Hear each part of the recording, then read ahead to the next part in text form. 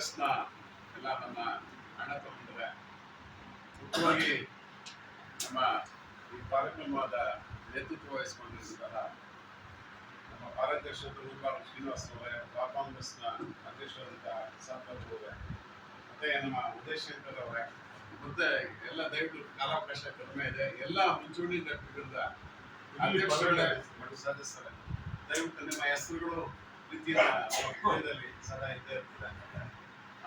ಈಗ ನಾಳೆ ಏನು ಕಾರ್ಯಕ್ರಮ ನಡೆಯಬೇಕು, ನಮ್ಮ ಮಾನ್ಯ ಶ್ರೀ KH ಮುನಿಯಪ್ಪನವರು ಆರೋಗ್ಯ ನಮ್ಮ ಆಹಾರ ಮಂತ್ರಿಗಳು ಅವರ ಹುಟ್ಟುಹಬ್ಬವನ್ನ ತುಂಬಾ ವಿಜೃಂಭಣೆಯಿಂದ ಅರ್ಥಪೂರ್ಣವಾಗಿ ಚೆನ್ನಾಗಿ ಮಾಡ್ಬೇಕು ಅಂತ ಹೇಳ್ಬಿಟ್ಟು ಎಲ್ಲ ಕಾರ್ಯಕರ್ತರು ನಮ್ಮ ಮುಖಂಡರು ಇದುವರೆಗೂ ಮಾತನಾಡಿದ್ದಾರೆ.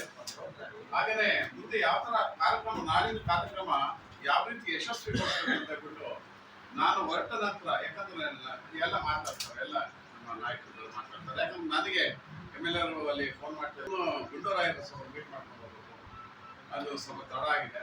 ಹಾಗೇನೆ ನಾಳೆ ಅರ್ಥಪೂರ್ಣವಾಗಿ ಆಗ್ಬೇಕು, ವಿಜೃಂಭಣೆಯಿಂದ ಆಗ್ಬೇಕು, ಇದೊಂದು ದೊಡ್ಡ ಮೆಸೇಜ್ ಹೋಗುತ್ತೆ. ಸಾಹೇಬ್ರ ಬರ್ತಡೇ ಅಂತಂದ್ರೆ ತುಂಬಾ ಪ್ರೀತಿಯಿಂದ ಮಾಡ್ತಾರೆ, ತುಂಬಾ ಪ್ರೀತಿಯಿಂದ ಒಳ್ಳೆ ವಾತಾವರಣದಲ್ಲಿ ಮಾಡ್ತಾರೆ. ಏನೋ ಒಂದು ಜಿದ್ದಾಜಿದ್ದಿಂದ ಮಾಡೋದು, ಯಾಕಂತಂದ್ರೆ ಅವ್ರಿಗೂ ಅದು ಇಷ್ಟ ಆಗೋದಿಲ್ಲ. ಬರ್ತಡೇ ಅಂತಂದ್ರೆ ತುಂಬಾ ಪ್ರೀತಿಯಿಂದ ಗೌರವದಿಂದ ಮಾಡೋಂಥದ್ದು, ಅದು ಮಾಡೋಣ.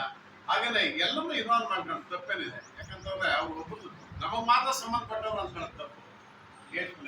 ಇಡೀ ಕೋಲಾರ ಜಿಲ್ಲೆಯ ಸಮಸ್ತ ಜನತೆಗೆ ಸಂಬಂಧಪಟ್ಟವರು, ರಾಜ್ಯದ ಜನತೆಗೆ ಸಂಬಂಧಪಟ್ಟವರು, ಹೇಳ್ಬೇಕು ಅಂತಂದ್ರೆ ಇಡೀ ನಮ್ಮ ದೇಶಕ್ಕೆ ಸಂಬಂಧಪಟ್ಟವರು KH ಮುನಿಯಪ್ಪನವರು, ರಾಷ್ಟ್ರೀಯ ನಾಯಕರಾಗಿ ಬೆಳೆದಂಥವ್ರು KH ಮುನಿಯಪ್ಪನವರು.